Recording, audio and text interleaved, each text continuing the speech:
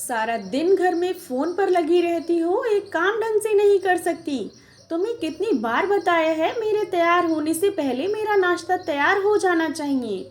शादी के 25 सालों बाद भी मुझे क्यों बार बार एक ही बात बतानी पड़ती है सुधा?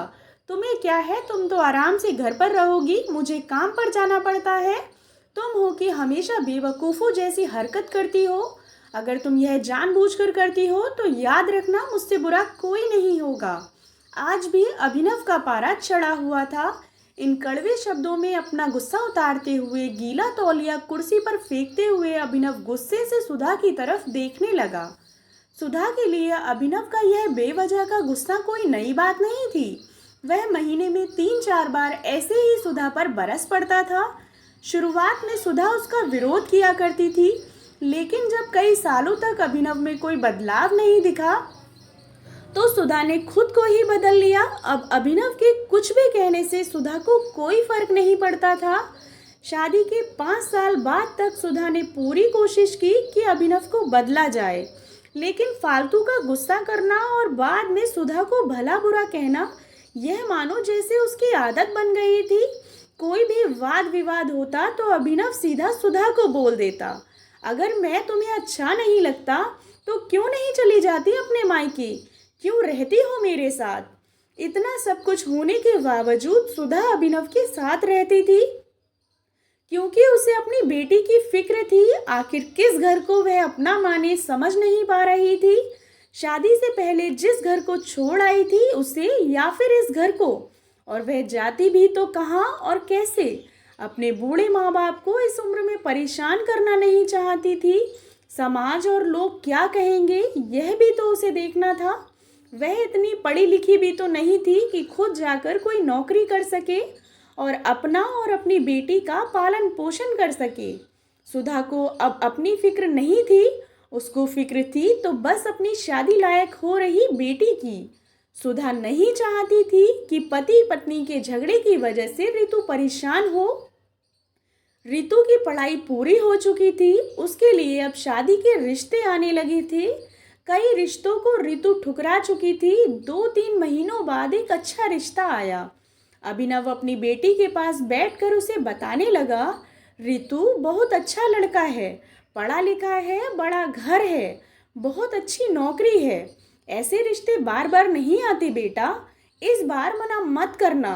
रितु अपने पिता से ज़्यादा बात नहीं करती थी, शायद डरती थी या शायद नफरत करती थी। लेकिन आज वो अपनी पूरी हिम्मत इकट्ठा कर बोली, मुझे अभी शादी नहीं करनी है पापा, मैं नौकरी करना चाहती हूँ, खुद अपने पैरों पर खड़ी होना चाहती हूँ। हाँ तो उसमें क्या बड़ी बात है? मैंने लड़के से बात की है, वह तुम्हें किसी बात के लिए नहीं रोकेगा। तुम शादी के बाद भी नौकरी कर सकती हो, वह तुम्हें नौकरी के लिए परमिशन दे देगा। अभिनव बोला, मेरा नौकरी करना या ना करना उसकी परमिशन पर क्यों डिपेंड रहेगा पापा? रितु ने पूछा। मैं कह रहा हूँ ना, तुम्हें किसी भी चीज़ की कमी नहीं होगी वहाँ।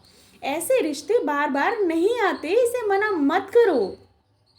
बहुत खुश रहोगी तुम वहाँ। अभिनव बोला, पापा क्या मैं उतनी ही खुश रहूँगी जितनी मम्मी इस घर में खुश है?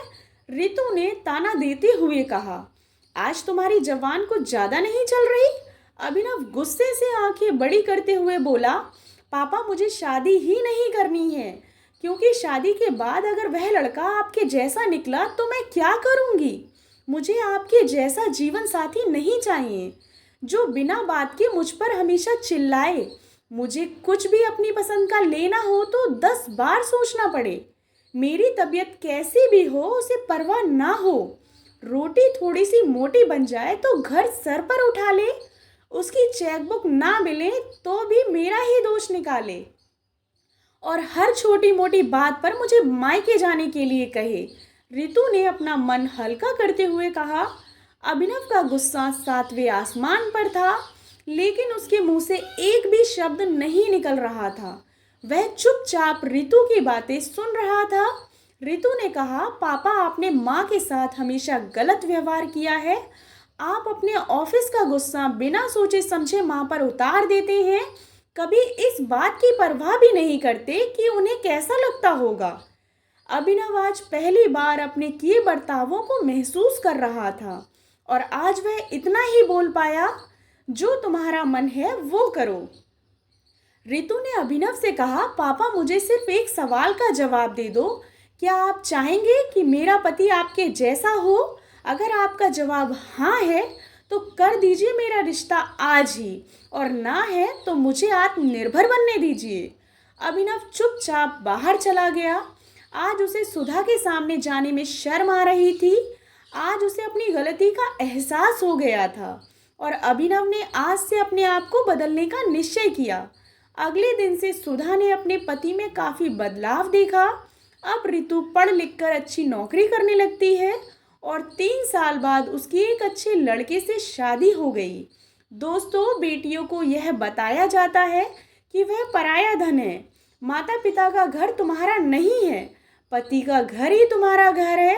और एक दिन किसी छोटे मोटे झगड़े में ससुराल वालों से उन्हें यह सुनना पड़ता है कि इस घर को छोड़ दो और मायके चली जाओ। आशा करती हूँ आपको कहानी पसंद आई होगी। कहानी पसंद आई हो तो चैनल को सब्सक्राइब करें और कहानी को लाइक एंड शेयर करें। कहानी सुनने के लिए आप लोगों का बहुत बहुत धन्यवाद।